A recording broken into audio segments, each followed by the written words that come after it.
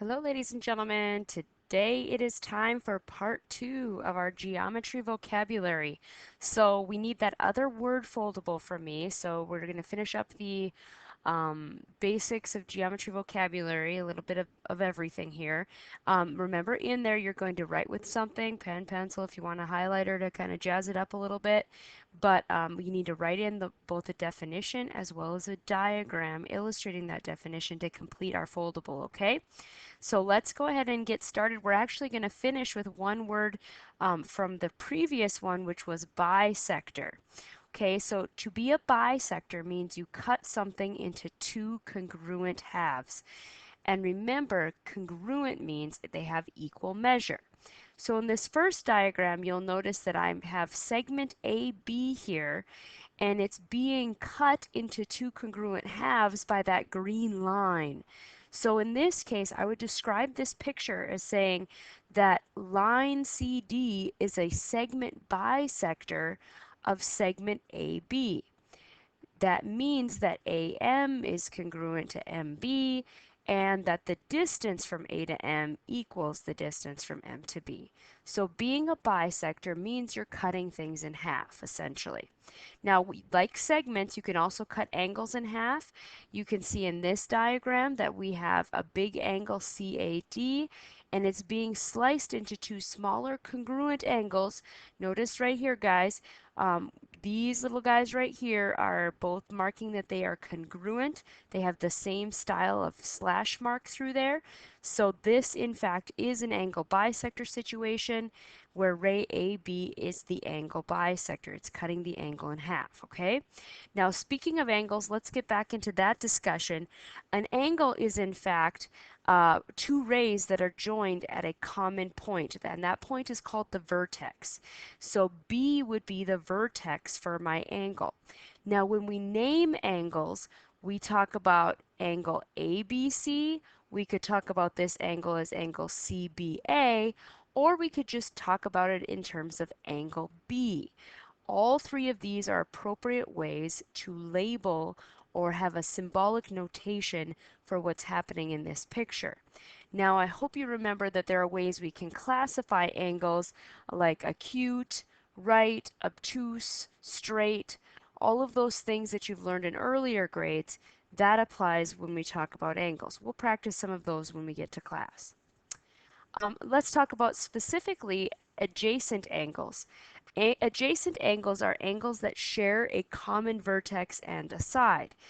Literally means, adjacent literally means to be next to each other. So in this diagram that you see here, we would say that angle QRS, this smaller angle over here, and angle SRT, the larger obtuse angle here, they are adjacent angles. They are angles that are right next to each other. They share a common vertex at R, and they both share the common side, which is ray RS. So these would be considered adjacent angles. Now we can have special adjacent angles that form a straight line or a straight angle. They are called a linear pair. So in the diagram you would see a straight line like you see here, and in this picture we have them labeled with just numbers, but angle 1 and angle 2 would be considered a linear pair because they are adjacent to each other and making up a straight line.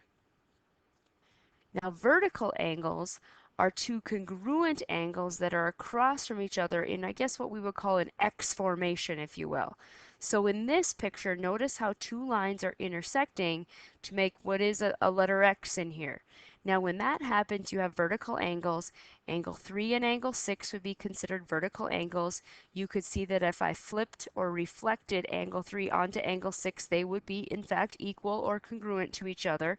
And angle 4 and angle 5 are also a pair of vertical angles. Now, in this case, vertical doesn't mean up and down, like directional, okay, not vertical, horizontal, but the fact that we're talking about vertical angles means they share a common congruent location, if you will, across from each other in this letter X formation. Okay, now complementary and supplementary are two words you probably also know. Complementary are two angles whose measure add up to make 90 degrees. Now in this diagram, you'll notice that we have two angles here, angle 1 and angle 2, and we know that they add up to make 90 degrees because this little red box is shown here. That little red box is marking that we have a right angle or 90 degrees. So with that in mind, if I know that this is 68, then I can just do a simple subtraction to find out how many degrees angle 2 is, using the fact that I need to know that they add up to make 90 degrees and they're complementary. Now the same idea happens with supplementary angles. Supplementary angles are two angles whose measure adds up to 180. In this diagram, again, angle 3 and angle 4 are making up a straight line. They would be considered a linear pair, but they are also supplementary because they add up to make 180. So again, I could do a simple subtraction to find out how many degrees are left for angle 3. Now, intersections, guys, intersections are just like the intersections of streets. When we think about an intersection or a crossing there, we're talking about where two streets come together to meet. The same thing applies to geometric figures. To intersect means to cross. The intersection is the set of points geometric figures have in common. So the intersection could be a point of intersection, or it could be a whole line. It could be a ray. Depends on what kind of thing we're talking about here. So let's talk about intersections in terms of complex looking geometric figures. You're familiar with the point of intersection for where two lines cross. Like in this case, the line labeled with a little m and a little n here would have a point of intersection at point A. But we could also talk about a point of intersection happening down here in this plane. Notice that we have a line HE that kind of shoots up through the plane. That line intersects this line DF at point E. We could even say that this line HE intersects the entire plane at point E. Now, planes intersect over on the right-hand side here. We have a pink plane and a blue plane. They intersect where two planes touch each other. Notice they touch all along this line. So the point of intersection for two planes is a line. This whole line represents the set of points that those two planes have in common or that they share.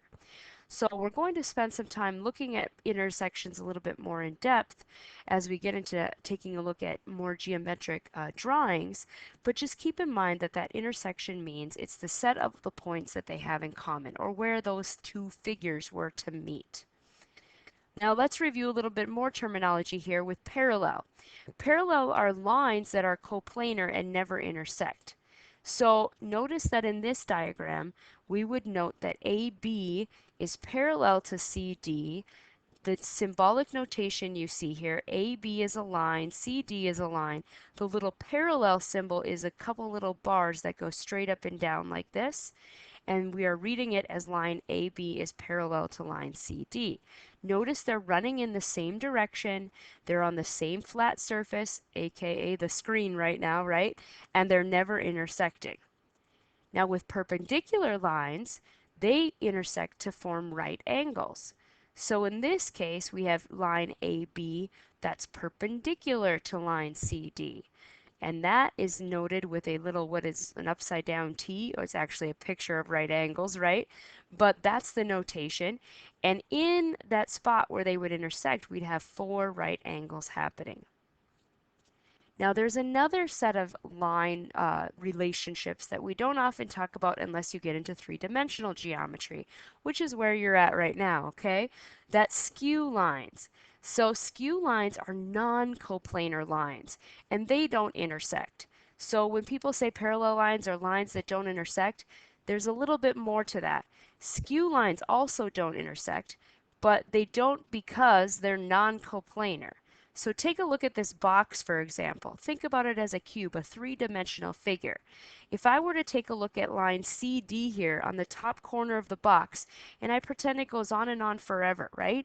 Outwards and towards you, essentially, would be where that line is coming. Now, another line in this figure, like BF here, goes up and down on that box. Would those two lines ever intersect each other? No, one's going up and down, one's coming out towards you and back away from you. They're not going to intersect each other.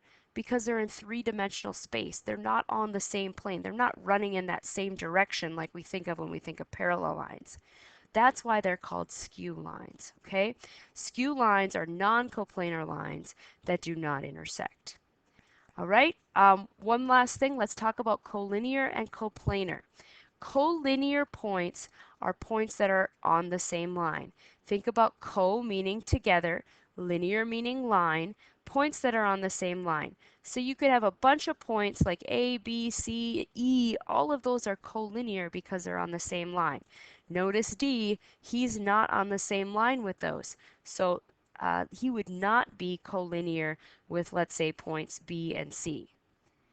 Now, coplanar is a similar idea. Coplanar means on the same plane. So things that are on the same plane. They can be points, they can be two lines that could be coplanar. In this case, I would say that points D, E, and G are coplanar, but they are not collinear. So think about that idea of being together, like cooperative groups, right? And planar or collinear, telling us what's happening in our diagram where those things are together, okay? So I want to thank you, ladies and gentlemen, for taking good notes.